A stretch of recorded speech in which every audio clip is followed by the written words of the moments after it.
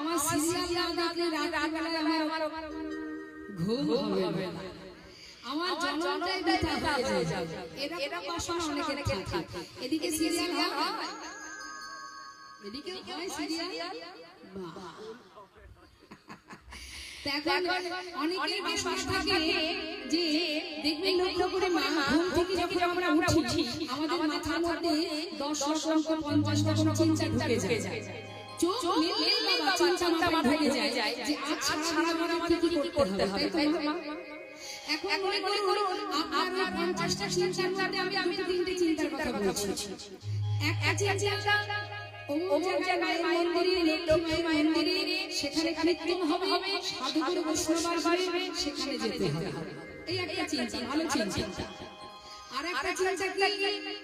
আরেকটা চিন্তা হলো অমুক বাড়িতে আজ আমার বন্ধু সে বলেছে হ্যাঁ ভাই অমুক দিন আমার বাড়িতে যাস, সেখানে আজকে পার্টি হবে, ভালো খাওয়া হবে, মজা হবে। এই একটা চিন্তা, একই দিকে কত চিন্তা। আর একটা চিন্তা কি? সিরিয়ালটা এমন একটা জায়গায় আটকে আছে আজকে, না দেখলে জনমটাই বাকি হয়ে যায়। এই একটা চিন্তা, একই সন্ধ্যাবেলায় এমন চিন্তা। এখন কোন দিকে যাওয়া যায়? কোন দিকে যাওয়া যায়? যেদিকে যাবে, মানে যে চিন্তাটাকে সময় দেবে, গুরুত্ব দেবে, সে শক্তিশালী হবে। অর্থাৎ বন্ধুর বাড়ি যদি পার্টি করে, আবার কোন দিন কোথায় পার্টি হবে আলোচনা শুরু হয়ে যায়। আর যদি কীর্তন শুনতে আসে, তার কি হবে? সাধু সঙ্গ হবে, ভক্তের চরণ ধুলি মারতে পারবে, কৃষ্ণ নাম শ্রবণ হবে, কৃষ্ণ প্রেম জাগরিত হবে, গোবিন্দ তার সহায় হবে। আমার মনে হবে যে কোথায় কীর্তন হবে সেখানে যদি যেতে পারি, আবার যাব। এই এক চিন্তা। আর যে সিরিয়াল দেবে তার লাভ কি করে চাচা বিয়ে করা যাবে সেটা খুঁজে পাওয়া যাবে, কি তাই না? সিরিয়াল দেখলে একটা লাভ হবে যে চাচা বিয়ে কি করে করতে হয়।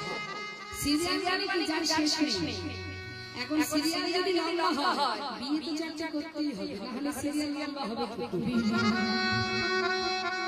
অর্থাৎ চিন্তাটাকে সঠিক করতে হবে। সব সঙ্গ কর, সৎসঙ্গ নয়। মাঠে হাটে বাজারে যেখানেই যাও না কেন সঙ্গ সঠিক কর, সাধু বৈষ্ণবের সঙ্গ কর। তাই আজ গোবিন্দ বলছেন প্রভু আমার বাসনা আমি বৃন্দাবন যাব, সেখানে গিয়ে রাধা গোবিন্দের যুগল দর্শন করব। যেই বলা গৌর বুকের মধ্যে জড়িয়ে ধরেছে গোবিন্দের দর্শন।